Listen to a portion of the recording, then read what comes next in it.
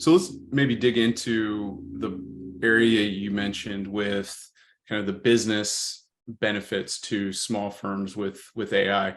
Yeah. You talked about a couple of them, but what are some of the areas that you feel like, the 1 to 5 partner law firm, that AI or other technology can be used in conjunction with to reduce costs, improve operational, capacity, different things? Like what sticks out to you is coming up in the next, few months and years that will make a big difference?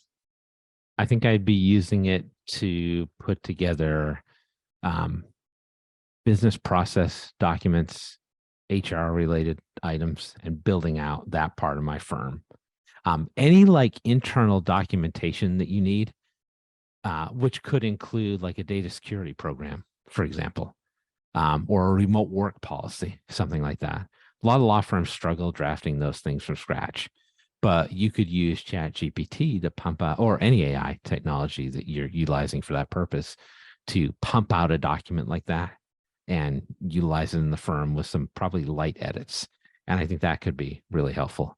I talked about the research stuff. I think that's going to become really important, where law firms are not necessarily spending as much time doing these thorny research projects, but they're using AI to get to the point where they have a collection of resources, and then they could leverage an attorney at the point where they've got all that research in place to make strategy decisions about a case or about how a paper is drafted. I absolutely think that's happening right now, and that's going to happen even more. Another use case would be marketing. Like I know so many smaller law firms that have trouble like producing marketing content, right? Like, Sure. you know how it is, like lawyers like, oh, I want to do a blog or I want to start a podcast or whatever. But like, you can never start writing the blog because you don't have the ability to spend an hour in front of the computer drafting content. So pump that through an AI channel. You got a podcast, but it's a pain to produce a podcast, right? We're on a podcast right now. It's not easy to do this like on a weekly basis or on a bi-weekly basis. So you just put that out and you're not leveraging it any more than that. Like, get a transcript for the podcast, drop it into an AI tool, produce 7 or 8 blog posts about that, produce a newsletter promotion about that. So many different things you could do in the context of research, marketing, back office processes. And then I think the other thing is, I think the document assembly use case is kind of crazy too, because like you could be in a position where you're building documents from scratch in an intelligent way. And if you unify that with a database of your own or another template database, that can be really powerful, and it becomes more accessible to people in your office. It could potentially be more accessible to clients. I'm thinking of a use case, for example, where a law firm client is chatting with an AI and being able to produce a tailored legal document for them.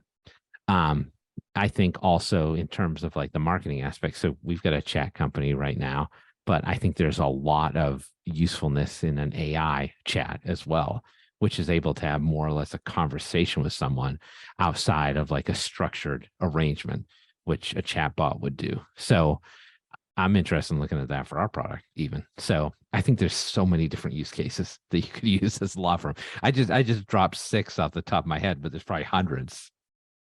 Yeah, absolutely.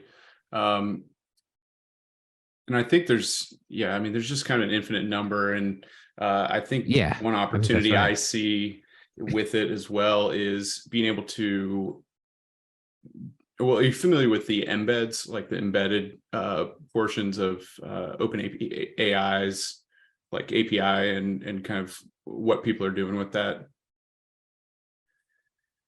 Yeah, absolutely. Like, I think that the more people are going to be able to integrate with technology, the more you can layer it into existing tool.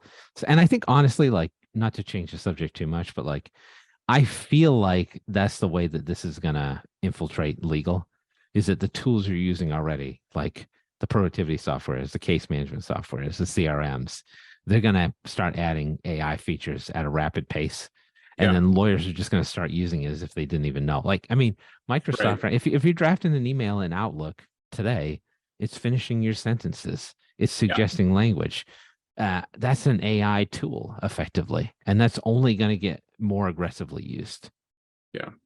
Well, and I another, think it's, yeah, go ahead. Go ahead. no, I was just gonna. I think I couldn't blank for a second, but the thing I was gonna add on top of that is, you know, in terms of interacting, if you're interacting with AI as an associate or in a law firm, you can use the embeds to build your own repository of information on any topic. And so I see applications for even our team, as far as writing, is that instead of sending them out onto the internet to figure out what's true or what's really accurate about a particular law, we create our own index, our own Yeah. repository, and then based on that, you're able to ask questions and get guided analysis, but you can really verify the validity of the information. And so I almost see that, that there's going to be law firms kind of building their own custom information cells or boxes that then you can take advantage of. Yeah, no, I think that's a great point, is that like the AI is good in a vacuum, like good in the sense that like it operates the way you expect. You can have an intelligent conversation back and forth with it, but that also depends on the data it has to A, index, and B, learn on. So if you're using your own internal law firm data and you unify that with a broader data set, potentially, that could be really massively impactful for law firms.